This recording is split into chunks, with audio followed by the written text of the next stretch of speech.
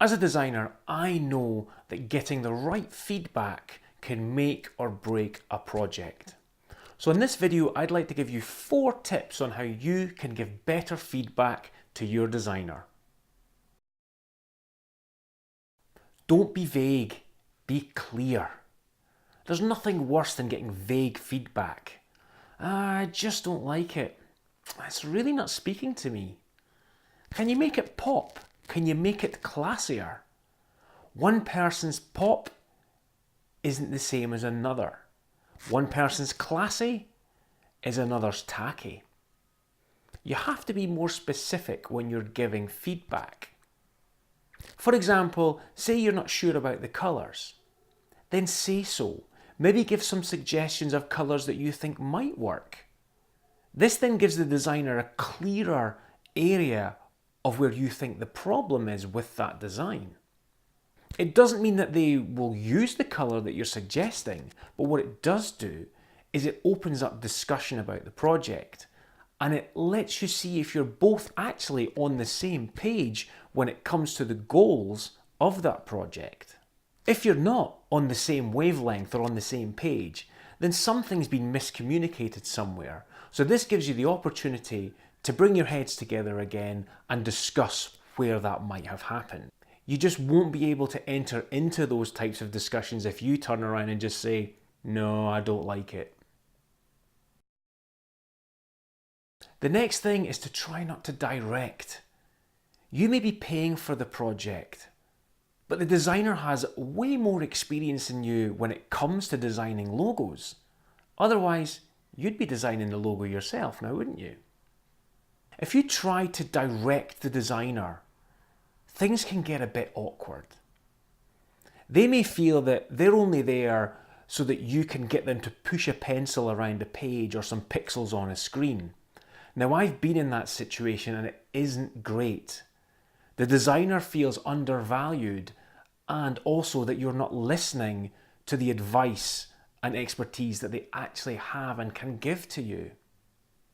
Instead of directing the designer to do this and do that to try and fix what you think is wrong, ask them questions. Ask them things like, "So why have you chosen that colour?" Or "Why are we using that font?" By doing that, the designer can then give their reasonings back to you for using the things that they have. This may then alleviate some of the issues that you thought the concept had in the first place. And by letting the designer explain the reasoning, it could completely make these problems that you thought were there just disappear. Next up, it's still a concept. Remember, at the early stages, concepts are not finished logo designs. They are an entry path to what will become the final logo. Try not to dismiss a concept entirely out of hand if you feel there are positive aspects to it as well as negative ones. Dismissing a concept because it does have a few negative aspects can be quite short-sighted.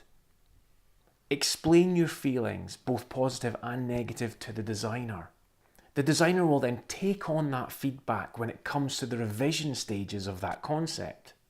You'd be surprised how much making one small potential change to a concept that you don't like turns it into something that you really like. Could be a simple thing like changing the font for the name of your business, or swapping out one colour for another. It can have dramatic effects to the overall look, which initially you were ready to just throw in the bin completely. And last up for me is probably one of the more important things that I've learned over the years, and that's to sleep on it. When you're given a concept design to review by the designer, you'll have some instant feelings about it. It's just natural. You might instantly hate it, you might just have no feelings, or you might love it. But I always suggest to all of my clients, give it 24 hours or 48 hours. Yes, we've gone over it, we've discussed it, here's the concept, this is why I'm presenting it to you. But then what I want you to do is to close it away, not look at it, and come back to it 24, 48 hours later. You'll have had time to absorb the information that the designer has given you when they've presented the concept to you, and coming back at it fresh will allow you to look at that concept in a clear light, one where you're not getting carried away in the situation of having this presented to you out of the blue. You'll have had time to have it in the back of your head and collate some thoughts and ideas of your own. We've all made quick decisions before and then regretted them a few days later. The same can happen when it comes to your logo design.